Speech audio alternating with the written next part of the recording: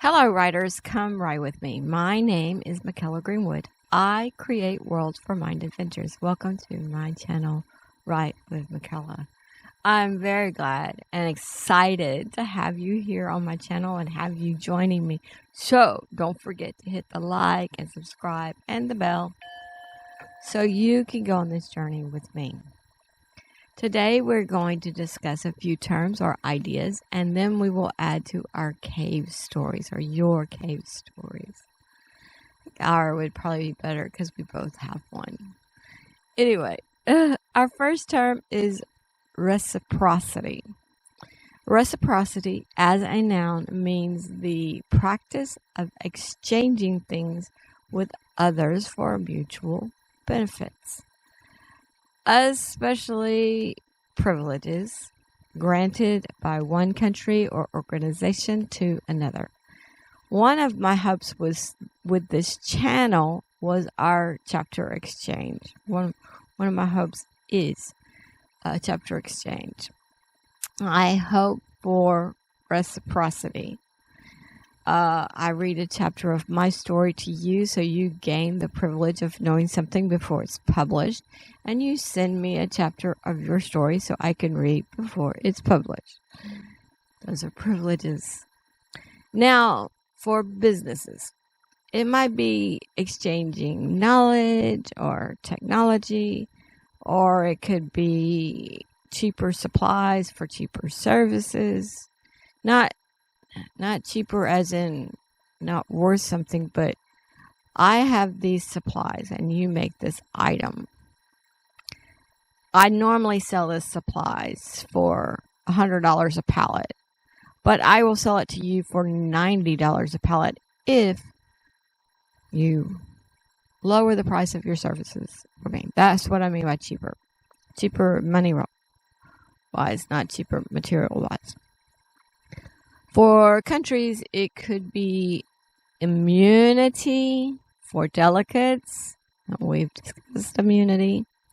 For gangs, it could be information for partaking in the bounty. So the gang goes and they kill a whole bunch of people, which is what they do.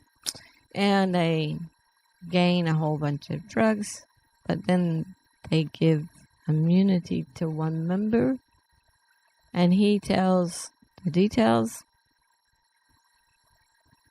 so that he gets immunity and he tells the details. So he kind of saves his own neck and not the rest of them. Mutual benefit says nothing of it being good or within the law. It just says both sides benefit. Because I know as citizens, we want the whole gang prosecuted. We don't want them to let one of the gang members out into the street. Right? Because he did the thing too. But that's not really how it works a lot of times. They give out immunity deals. As writers, we know that the same benefits do not drive all people.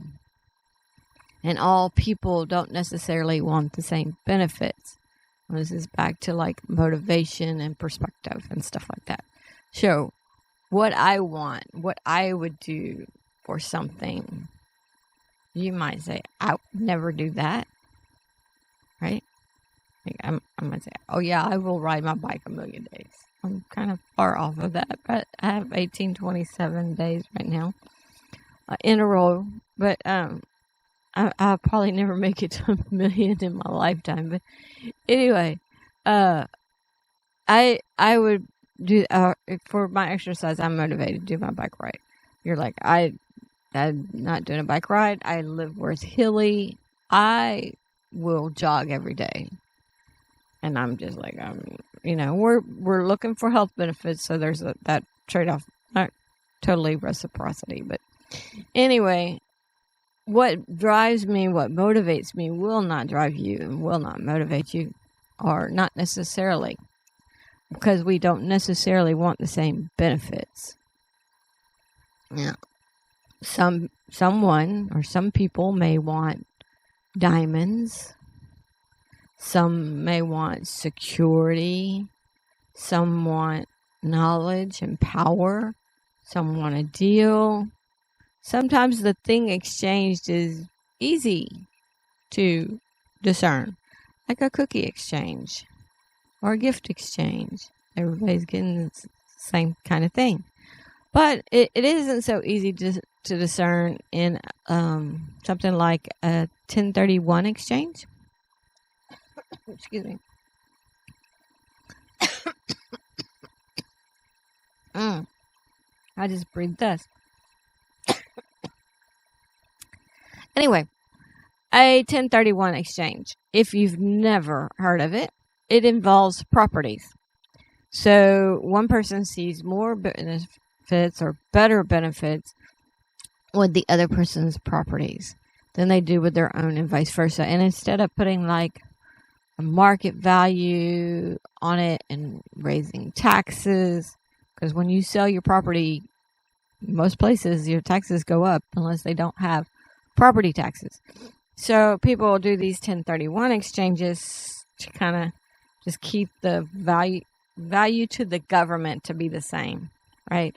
It's like, I see that you have that piece of land there and that piece of land there, that piece of land there, and I want all three of those for this hotel or whatever the properties are. So instead of putting a value on it, when I worked at the district, those were kind of hard to put values on, especially if the properties weren't all in the same county. Like if we were in we were at Harris County, because HCAT, Harris County Appraisal District. And if somebody was in a different district or a different county, then we didn't necessarily know the value of those properties, and we didn't know how they appraised them, that kind of thing. So it would be hard for us to kind of separate, especially if it was multiple properties. If it's one for the other, it was a little bit easier. But if it was multiple properties, which a lot of those exchanges are, then it was really hard for us to kind of put a value on it. And sometimes the 1031 exchange would be, okay, I want that property, that property, that property, and $10,000, and you can have my hotel. So there might be a little money in it. Then how do you divide it up? That kind of thing. So that is a 1031 is definitely reciprocity.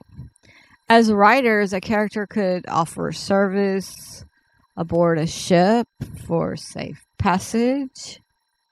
Another character could offer inside information so the tyrant over him is overthrown.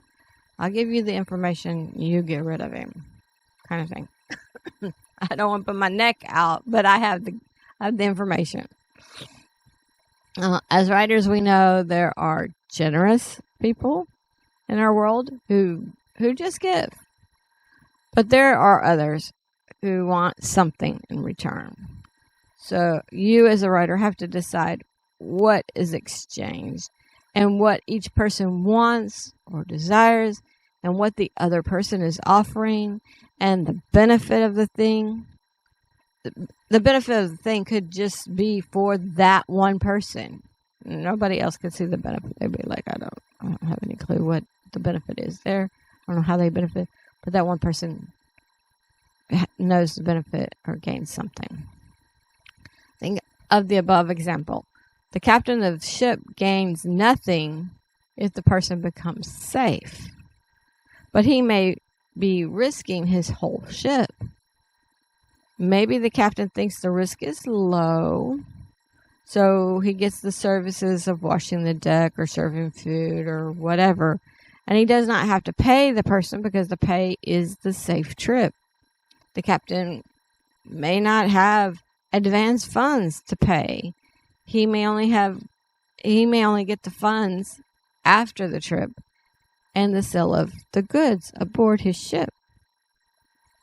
In this made-up case, both benefit. Both have reasons to make the deal. Both can participate in reciprocity. But the one safe passage, that the captain could care less, right? That's not what the captain wants. The captain wants the services. Okay. At one point in my life, I had moved to a new house and I needed help setting up my library. So here's real world reciprocity. My daughter needed someone to tutor her daughter. My daughter offered to pay me, but I requested the help for it in the library. It's like, I don't want to charge my daughter to tutor my granddaughter, but I do need help in my library. My daughter and her husband came to help me in my library while I tutored my granddaughter. That was reciprocity. And I gained time with my granddaughter and I gained help with the library. They gained that their daughter got better grades and she was tutored, and they got to browse through my books and maybe even borrow a few. I don't remember if they actually did or not, but I think I think her husband wanted to borrow a few, but he kind of said that he was in the middle of something. I think that's how it went down, is that he was in the middle of something and he would come back later. So, leave a comment on a time in your life where you and someone else had reciprocity between you.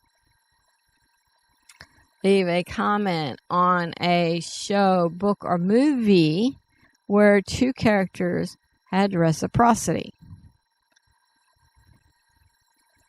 That's a lot of times that's how we get along in life, is reciprocity. Not necessarily bargaining prices and selling and stuff like that, but reciprocity. Our next term is seditious. Seditious as an adjective means inciting or causing people to rebel against the authority of a state or monarch. Now, some synonyms are inciting, agitating, fomenting, provocative, inflammatory, agitational, revolutionary, rebellious, insurrectionist, mutinous, insurgent, subversive, and several more. How can we use this in our stories? Well, in Tahia, in King Pomodestone's eyes, just the act of practicing magic was seditious. Right? If you're practicing magic, you had to be in his court with a wand. No warlocks were allowed, only wizards.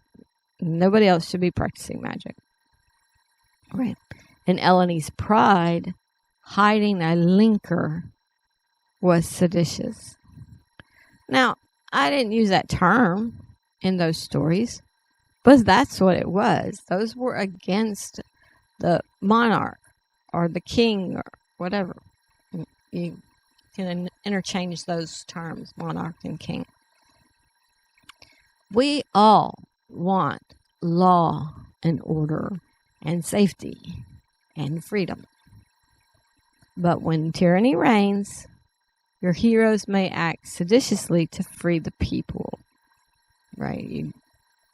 You in a lot of these tyrannies, you get, quote, safety and lose freedom until you've lost so much freedom that the tyranny takes away the safety as well.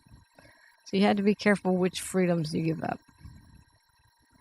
Now, of course, it could go the other way. You could have a good king and peace and order. Then foreigners infiltrate. Thinking Napoleon, probably a good thing to think about here. I don't know history so well, but okay, so foreigners infiltrate the society and act with sedition and overthrow the society and the king and throw the society into chaos and causing people to flee. Chaos is a great way for people with the sedition, or trying to do sedition. If they can throw things into chaos, then the law tightens down, people lose freedoms, and so the chaos is part of the plan, usually. At least I think that's what I've read. So, in Vampire Apocalypse by Derek Gunn, a small group of humans were seditious. They put things over their arms so not to get the shots. The shots were kind of like, it was kind of like not necessarily a numbing of your body, like not necessarily a numbing of your body. It was like a numbing of your mind, so that you just went through life and you didn't have the energy to rebel. They realized that, and they started putting patches over their arm that kind of blended with their skin, so the other people didn't notice it. So that was seditious. Then they rose up against the vampires, but they weren't strong enough to overthrow them. So in the end, they tried to flee. But even within their group, there were seditious members that betrayed the group of humans. I mean, this was like hopeless of things. If you have a group that finally gets away, why would you need somebody within your group to give the vampires your location? So they could come and kill all of you? Because the vampires they would tell humans that, oh yes, we will spare you and we will raise you up. But, yeah, they spared the life, but then the person didn't get really raised up, and they would get killed as well. So, unless the vampires needed the blood to suck, and then they would just get the shots. So, as writers, anyway, that example, you had the seditious group that tried to get their freedom, had to flee, but within the group that fled, they had another seditious group. So as writers, you can have multiple seditious groups. Maybe one is within the other, as in the Derek Gunn example above. Maybe it is several factions trying to overthrow the tyrant king. Like you have this group over here and you have this group over here, and they're trying to overthrow the tyrant king. And maybe they have to come together to do so. But some groups have animus against other groups. So it's hard to work together. If you've been in these factions all this time, okay, we have to come together. I don't trust them. They're going to turn us in. We can't trust them at all. So there's going to be some people that just don't want to work with the other groups and don't trust the other groups because they have animus, and we discussed animus. It may have been last Tuesday. So it's hard to work together. If the groups have animus and no reciprocity, the term we talked about above, then they may undo each other's plans so that the tyrant can jail and punish them. So things may get worse. They may, because of the animus and no reciprocity, they may actually give the tyrant more control in what they're trying to do. Your writings are your stories. It can unfold however you see it unfold. I'm just here trying to give you ideas, some ideas of what's possible.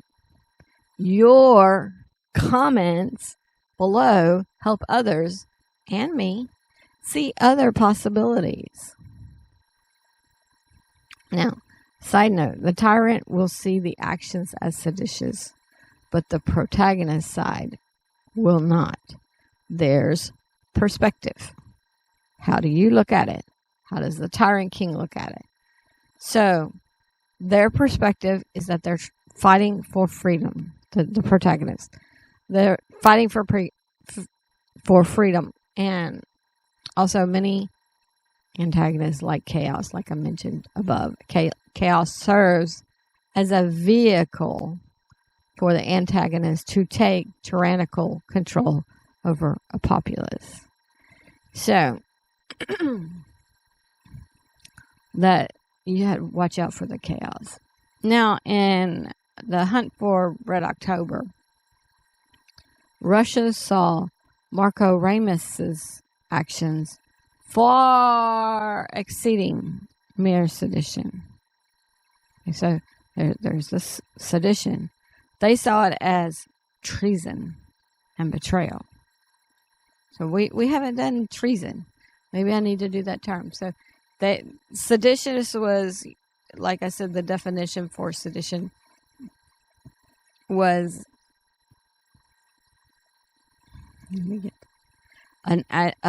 inciting or causing people to rebel against the authority. And what he did in that movie was he actually stole a submarine. He thought that he was looking for reciprocity, right?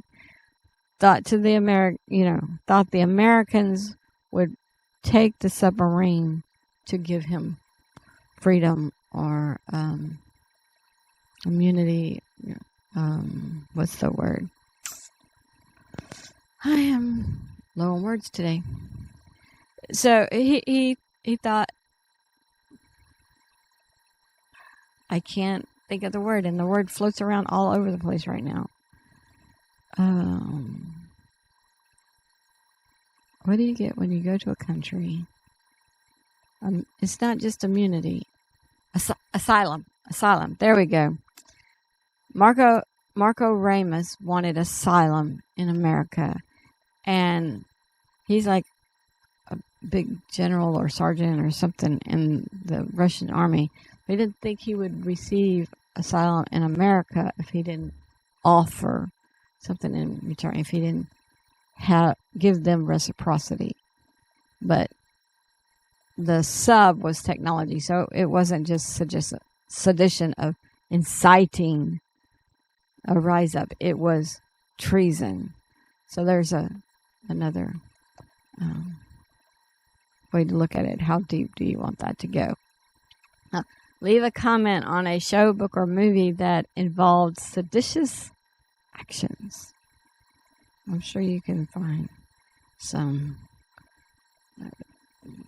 The ones where Mission Impossible probably have some sedition in there. It might be hard for us to see it because we're so involved with the Tom, what's his name? Tom something. And we're so involved with Tom as the protagonist, and we want him to succeed. We don't see his actions as seditious. But if you step to the other side and you looked at it, and I haven't watched Mission Impossible in a long time, and I only watched the first one. And so we have to look at, as writers, we have to look at both sides. Who is he going against? Is that action seditious against that group? Okay. And so Mission Impossible is off the table. You have to list a different comment. Now, that brings us to our cave stories. First, remember that all works shared on the channel are copyright protected, so there is no worry. Share your works by sending in your writings to writewithmykela@gmail.com. No spaces, and add the @gmail. I look forward to reading your stories and writing prompts on the channel. We are on part 34 of your cave story. We started working on this story in season 1, episode 25, and I listed the rest of the episodes in the description below. When we started, first time, we actually wrote about a peaceful cave first. We set the mood because that was the topic of the day. We were just setting moods. We wrote about a peaceful cave and hearing the water drip and cave spunking and nice cool air, and we set the mood. Then we contrasted the peaceful mood and wrote about a scary cave. to compare and contrast the mood between the two. Now, I believe we wrote both in first person, or we were instructed to write in first person like we were doing it. And then I switched later and took it out of first person and put it in third person. I also listed the plot below in the description, but we pulled that out later. We pulled out the plot that we wanted. But if you're starting today, that's perfectly fine. Send it in for us to read on the channel. To continue your writing on this, ask a question. Write a scene to answer it. Reread what you have written or wrote last time to make sure it flows together and it interlocks together. Stop and define your characters to yourself so you know their histories and what makes him or her tick. Ask yourself, what's the struggle? What's the outcome I'm heading toward? Have I made things too easy on my protagonist? Remember, the most important thing is to have fun with your writing. If you don't like your story, edit it. Take out what you don't like. Enhance the parts you do like. See if you can create an intriguing protagonist with an active goal or problem and some high stakes, ticking clock. You need those things to create a good story, along with interrelated events that build to a climax. You can't just have this thing here and that thing here and nothing connected. They need to connect. Pause the video. Add to your cave story or your story that started with a cave and come back and I will read what I added.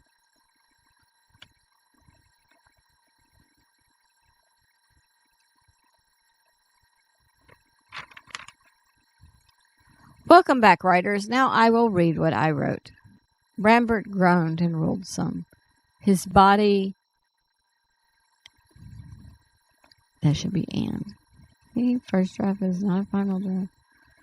His body and his head felt extra thick, like a wasp had stung him. He remembered a wasp stinging him when he was a child, and his face blew up like a balloon. He wanted to look in the mirror. He slowly opened his eyes and saw the dirty cell and the red flashing or pulsing light. Brambert tried to move, but he felt like his movements were restricted. He tried to lift his head and look around him, but his vision was blurry and he couldn't move his head. He didn't know if that was because of the swelling or... Then he remembered the mosquito, or now as he thought of it, the shot the boy had given him. What was in that shot? He heard a metal gate somewhere slam shut, so he felt his ears were working, but he didn't smell the awful smell he remembered smelling before. Brambert tried to relax. He told himself he needed to meditate and link out of this prison. Dr. Lyson had worried over Zolera long into the night, but Kilree had sent her to sleep in the middle of the night, and early in the morning, Missant had relieved Kilree. No one speculated out loud. Once the sun had risen, and they had good light between the trees, several men worked at opening the crate. What they found didn't look like C4 they knew, but there was an inventory list inside. Commander Thurnall read it and whistled. He handed the inventory list to Commander Nyson. Several of the group looked at Commander Thurnall, expecting him to explain, but Commander Thurnall waited for Commander Nyson to read. Commander Nyson shook his head and closed his eyes. He called Jose over and handed the list to him. After Jose read the list, he said, "Holy smokes! This is some powerful shit." Commander Thurnall then told the group what he thought. He remembered hearing that the World Weapons Ministry had improved the C4 in several ways. One was to make it more stable, and two was to make it almost as powerful as an atomic bomb. He did state that they never heard how close to atomic bomb power they got, but he thought the new C4 would be at least 3 times as strong as the C4 they had in the past. Kaylee asked, "Does it take as much physical power to set it off?" The two commanders looked at her and raised their eyebrows. Donnie and Joe updated the commanders on Kaylee pushing down on the charge and setting off C4 when their group had hidden in a cave. Commander Nyson and Commander Thornall had been reluctant in involving the children in different things, but they knew Compton was capable, and now with this story they knew about Kaylee. Of course, someone had to link her away, yet the children were some of the best linkers, and several of the other children had gone to help link back from the rhino beast. Commander Thornall saw Dr. Lyson walk over and check Zalira. There was no change, so Commander Thornall motioned her over.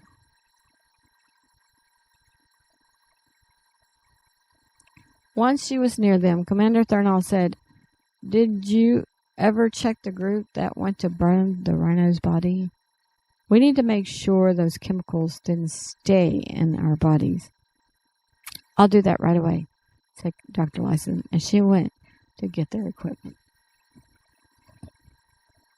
Commander Thornall started asking for a show of hands of the people who went.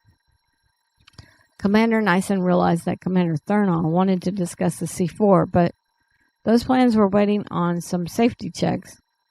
He decided to inquire with some from Commander Thornall's last group what made them link to the cave so quickly.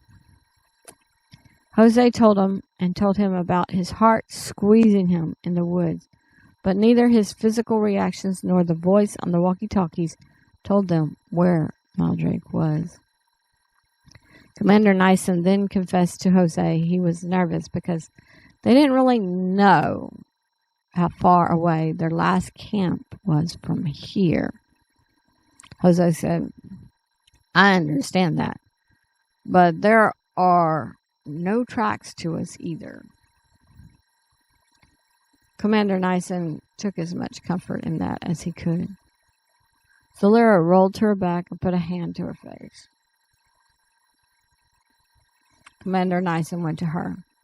"Hey, you want to sit up and drink some water?" Zalira slowly shook her head. "No, I have a huge headache." Commander Nyson motioned to Donata and instructed her to bring water and headache medicine.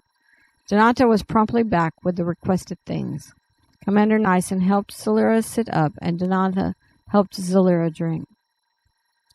After Zalira drank a little, she was able to take the medicine. Most wanted to know about her trip, but they saw Zalira shaking, so they wouldn't press. They would wait. After some time, Joe and Donnie showed the commander where they wanted to start a garden and where they would fence in the animals. The commanders told Joe and Donnie that they trusted them and they didn't know anything about that, but both commanders noticed the children helping with getting those things done. Joe took the opportunity to tell the commanders that they didn't know anything about strategy, and it made them nervous with both commanders gone. Commander Nyson understood. He sighed and told them that they would leave back at least one person from the underground and at least one person from the bunkers. Joe and Donnie realized they had left at least one person from each group, but now that the commanders would designate the person to be a standing commander, not to rule, but keep an eye out. Since it's not exactly how I want it. But now, I think we just take out that. Now the commanders would designate a person to be a standing commander, not to rule, but to keep an eye out. Okay, writers, that's what I'm adding today. That was only 950 words. Leave a comment on what you think is going on with Brambird. His swelling and his not able to move and what was in the shot. Leave a comment on if you get headaches, if you don't drink enough water, you're dehydrated. Leave a comment on if you think there is going to be any residual from the rhino bioweapons. And if there is residual, what does it do? This is your comment. What does the bioweapon do? Does it affect every person that got too close? Writing is so much fun. Don't forget to send in what you just wrote for me to read on the channel at writewithmykela@gmail.com. I would love to know what you found in and outside your caves. Join me Wednesday for our book club discussing 1984. Join me Friday for Chapter 2 of Elementals. Join me Tuesday for some jargon and Part 27 of A Down Soldier. Visit my website, bymykela.com, read some character bios, and send your unpolished writings and chapters to writewithmykela@gmail.com. Leave comments on your favorite characters. I'm still accepting chapters from any of the shared plots. If you hit the like and subscribe and the bell, then we will continue to write together and other people will have a higher chance of finding this video and this channel. Your likes will push the video out to a greater audience. Thank you for joining me today. I really appreciate your participation. If you know someone who would like this video, please share it with them. This is Mykela with Write with Mykela. Bye for now.